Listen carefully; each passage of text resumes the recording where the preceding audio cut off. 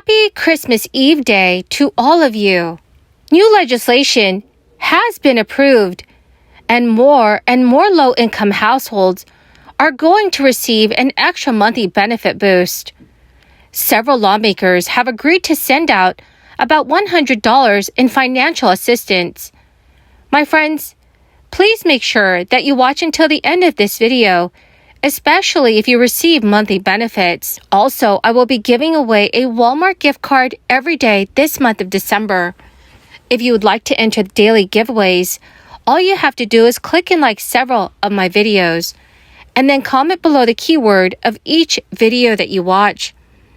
The more videos that you comment on, the greater your chances of winning the daily giveaways. The new calendar year will bring several food stamp changes that eligible Americans should not miss.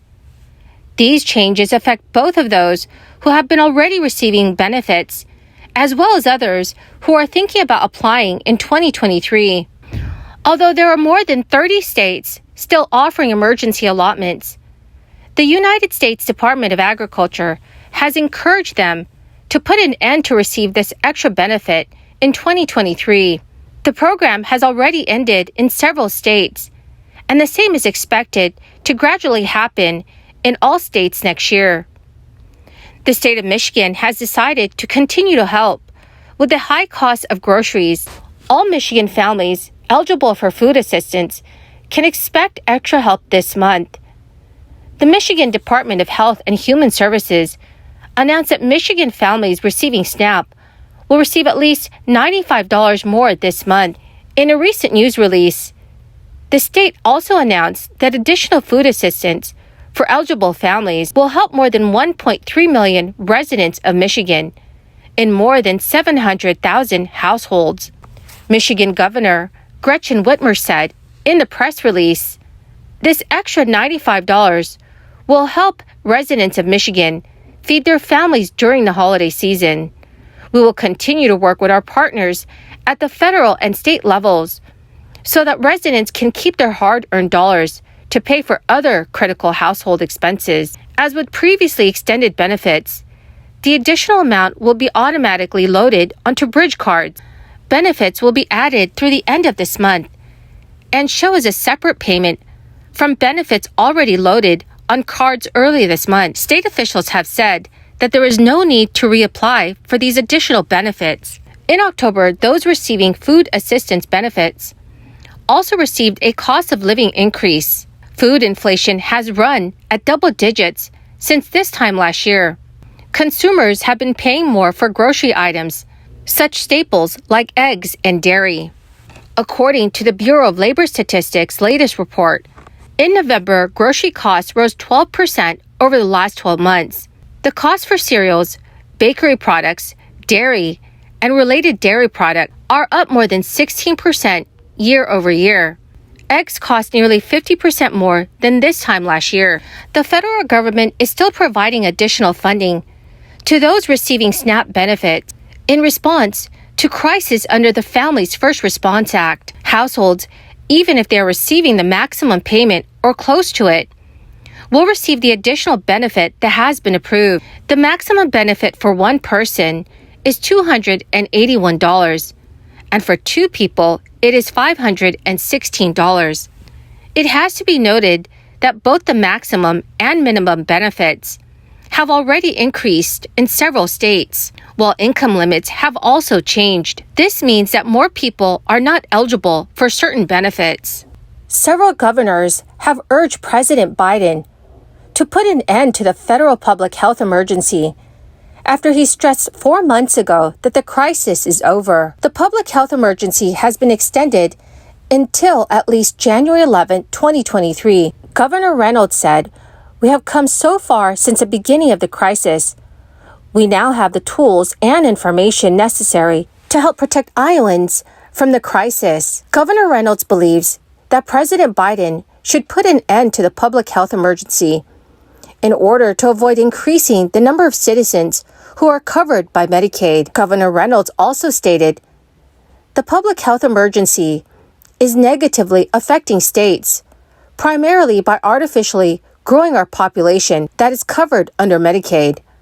regardless of whether individuals continue to be eligible under the program. However, everything indicates that President Biden will extend the program after January. According to various reports, the government's plan is to renew the scheme for the 12th time. The public health emergency is expected to be extended until mid-April 2023. So, dear friends, what are your thoughts on this? Please let me know your thoughts in the comments section below. Well, my amazing and beautiful dearest friends, that is the end of my daily stimulus update video for this morning. Thank you so much, friends, for joining me here and watching this new video that I have posted. And I want you all to know that I greatly appreciate all of you who have joined me here this Christmas Eve day. The winner of yesterday's Walmart gift card giveaway is Tammy Now. Congratulations, my dear friend. To claim your gift card, please check your notifications page and send me a message. Or you could message me on my Facebook page.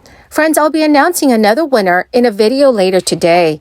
So please make sure that you click and like several of my videos and then comment below the keyword of each video that you watch. The more videos that you comment on, the greater your chances of winning the daily giveaways. Thank you, friends, and have a wonderful and blessed Christmas. Some of our colleagues must have magical powers, powers that I can't grasp or even understand. Because one of the reasons why this works is that you've had, I think, all 50 Democrats agreeing in advance they'd support it, and you've had between 10 and 20 Republicans agreeing in advance that they would support it, even though essentially none of them have seen this. I've got friends on the Appropriations Committee, including some who are subcommittee chairs or subcommittee ranking members on there who hadn't seen it. And yet they didn't know what was in it. So magically, those 50 Democrats and those 10 to 20 Republicans who pledged their support for it, before it even existed, they somehow knew what was in it. Well, it wasn't just that they were clairvoyant. It's that they were sort of bought off piece by piece, person by person. And I don't mean bought off in the legally corrupt sense, but in the sense that it's a corrupt process. You hand out enough special favors here or there to get this or that proposal, this or that funding priority in there. You throw out 7,500 earmarks, and you're going to get a lot of people to jump on board. That isn't right. It used to be that the legislative process involved reading and debating and discussing and amending. It used to be that once a bill like this reached the floor, after it had gone through a full committee markup process, that you would still have an abundant chance on the floor to debate it and discuss it, because most people on the committee in question are not represented. Most people not on that committee have never had an opportunity by the time it reaches the floor to weigh in. So we had that. But today, it seems that we have to beg and plead and barter for any amendments, and we're made to feel guilty about it in the process. They have the audacity to hold off on this thing deliberately by design and release it in the early morning hours of December 20th, having scheduled a shutdown the day before Christmas Eve, and then tell us that it's somehow on us unless we eagerly jump onto it and read it.